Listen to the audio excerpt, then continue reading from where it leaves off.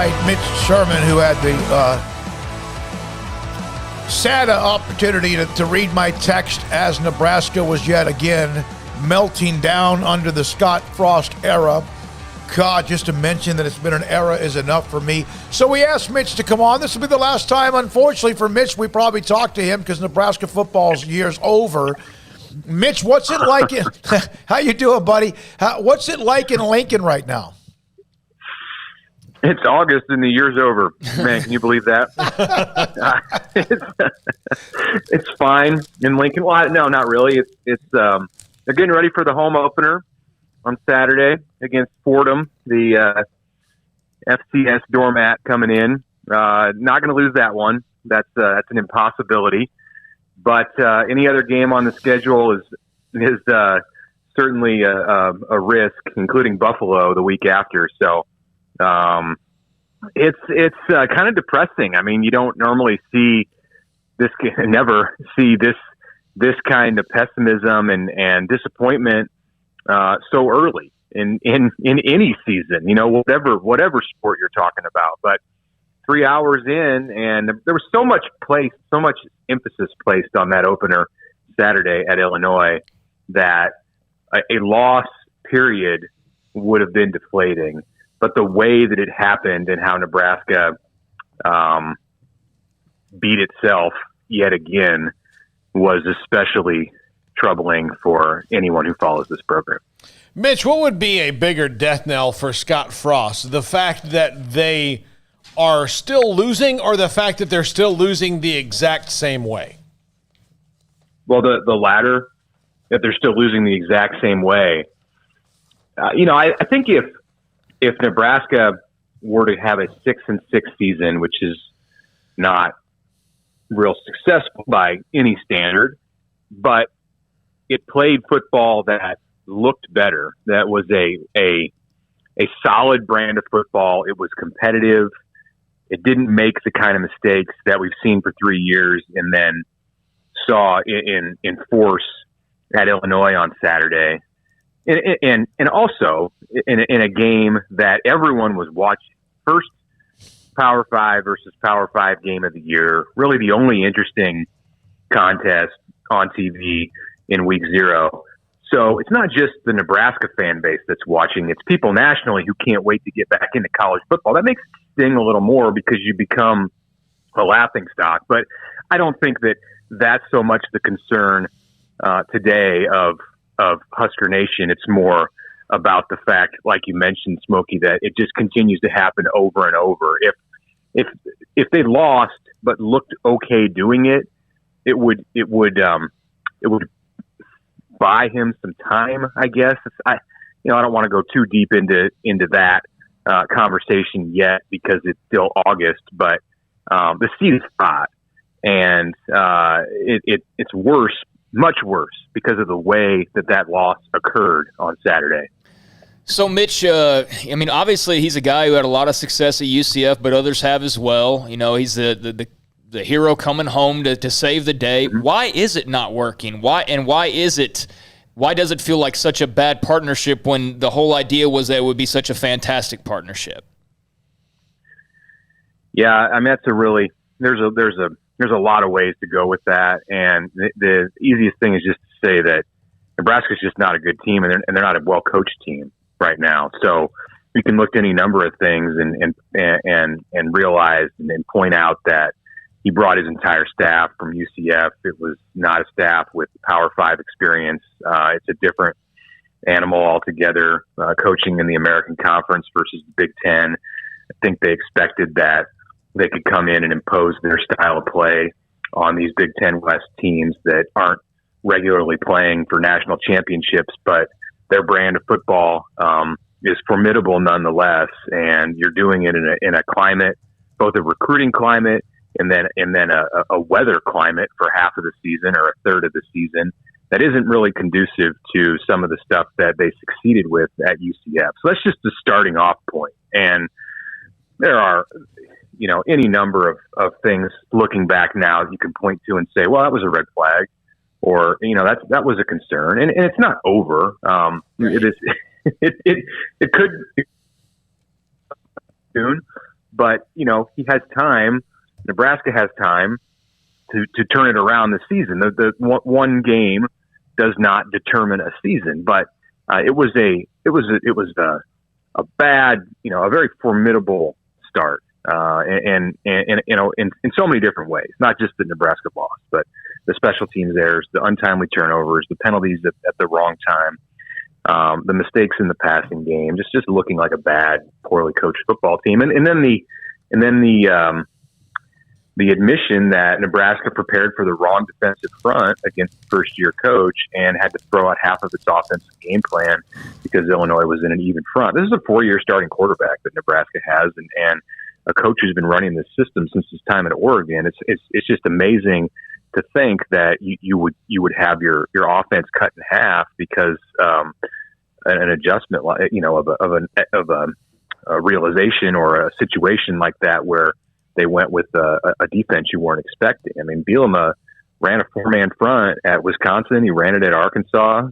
His defensive coordinator ran it in his time at Missouri often. So just because Illinois said it was going with an odd front this year defensively, it's incredible that Nebraska was so unprepared for the opposite.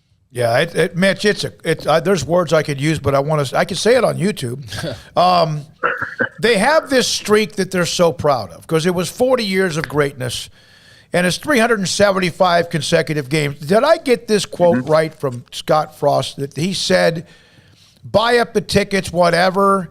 If tickets remain, buy them up. We need you there." They need fans there for Fordham or just to keep that streak alive. Well, I don't think he's talking about needing them to help win the game against Fordham. There was no that was not in a context. That answer today at his press conference was not in the context of the opponent. It was a question about how tickets remain available, and that streak, 375 games dating to 1962, is in danger of ending this week. And there's multiple reasons for that. COVID is a factor. Just the exodus in general nationally of fans from college football stadiums making the decision to stay home and watch it in their more comfortable environment is a factor. But if Nebraska was winning, you wouldn't have to worry about it, especially in a season opener after a season where fans were not allowed in the stadium. So it could end this week, and I don't know that would be the worst thing. Mitch, is Trev Alberts good for Scott Frost or bad for Scott Frost? That could go either way. They seem to get off to a good start.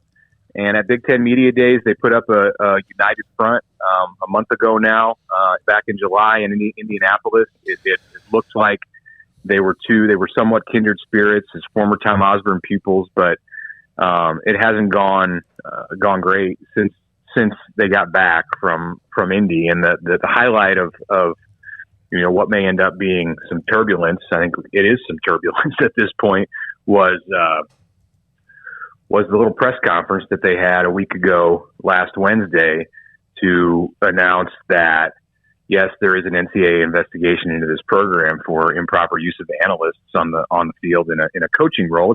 It's a minor potential infraction, but it was not a great moment for Frost in the situation where Alberts took him off the practice field and brought him up in front of the camera. Scott didn't want to be there, and that was very clear from the way that he answered questions and just the look that he had in that moment. So if there's tension between the two of them at this point, I think it stems from that situation, and then that could continue to grow if this team doesn't grow up on the field in a hurry. Mitch, how much better is Taylor Martinez since he first started for the Cornhuskers? Adrian Martinez. Adrian, sorry, yeah. Taylor. You can go back to the Big 12 days for sure and find some great clips of Taylor Martinez. Look, Adrian knows the offense better. I think he has a better handle on how to make this thing work for Nebraska, but he's not executing. He's not making quick decisions in the pocket. I don't know that Nebraska is playing to his strengths as an athlete, but there is an experience behind him, and he's been injured every year that he started at Nebraska every year that he's played at Nebraska at some points. They're doing what they have to do to keep him safe. It just hasn't come together since his freshman year in the way that it looked like it would because of how well he played back in 2018. And you know, if you just look at the numbers from Saturday, 16 to 32, 230 yards, 110 yards rushing. It cut touchdown on the ground, touchdown through the air, 1 turnover. And you'd say, okay, that was a good start for Adrian. It wasn't. It was not a good performance.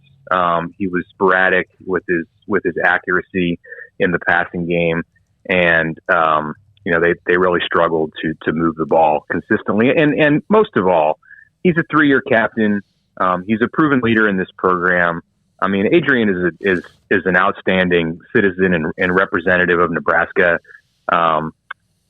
And that's all great. But when they needed his leadership in that game, it wasn't there. There was a call that went against Nebraska on the defensive side. It was a 9-2 game. It overturned an interception and that Nebraska made defensively, and then Illinois scored on 4 consecutive possessions, a 28-0 run in less than 15 minutes of clock time. And that's where you need your leaders to step up and get you out of that thing. That's where Adrian needed to make a play and say, this is done. We're not going to let them continue this thing. This is Illinois, not Ohio State that we're playing here. And this is a moment for leaders to step up and win games. And Nebraska, despite being an older team with 6th-year seniors and veterans all over the field, is not doing that. Did not do that in that moment when it needed those guys most on Saturday. Mitch, thank you very much, buddy. Good luck covering that, whatever that is, the rest of the way. You and I are too emotionally invested to discuss this much longer. I want to. I'll discuss it with you. I'll discuss it with you anytime, Smokey. I'm good. I'm objective on this thing.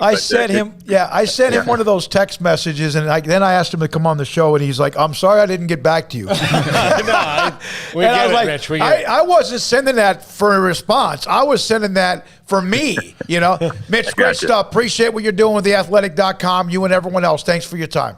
Thank you.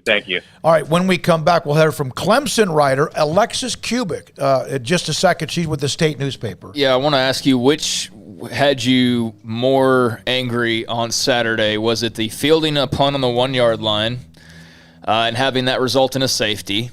Was it the 2 missed extra points by a senior kicker? Who was the kicker of the year in the Big Ten? Yeah, it was the All Big Ten last year. Was it the Adrian Martinez fumble that became a scoop and score touchdown for the Illini? Was it the overthrow in the end zone that led to a field goal instead of a touchdown? It would have been a 13-2 lead, but it would just delayed the agony. Was it the overall penalties? Why are you bringing all this up? No. I'm like, this is outlining, like, if you just let me go here, like, these are all the things that happened in this game on Saturday. Mm-hmm. They fielded a punt on the 1-yard line that turned into a safety. They missed 2 extra points. From one of their best defensive players, Yeah, missed 2 extra points from a senior All-Big Ten kicker. Adrian Martinez fumbles, scoop, and score. Martinez overthrows a automatic touchdown in the end zone. Instead, they get a field goal, so that's 4 points off. He's always been erratic throwing. Penalties, just in general, and wiping out big plays. Yep. Then there was also Frost and his staff with the quarterback sneak on the Illinois 5-yard line because they thought it was 4th down. They thought it was 4th down, and the clock is running, and you're 2 scores down. That, to me, I hate it. I love Scott Frost as a player. One? Yeah. Yeah, it has to be, right? But all the other ones, just like, when you're bad, it just accumulates. Well, I think Scott Frost, time management, from the first game they ever played against Colorado, you and I were down in San Antonio on our way to a game. From day one, his clock management, late game decisions have been horrific.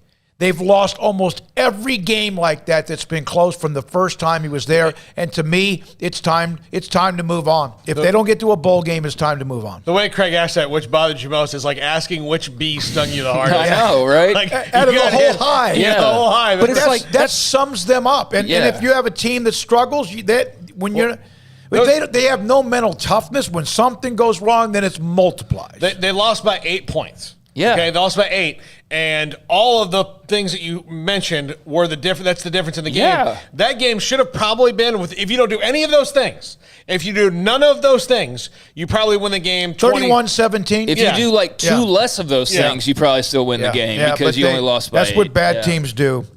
All right, coming up next, Alexis Kubik. We've known her since she was at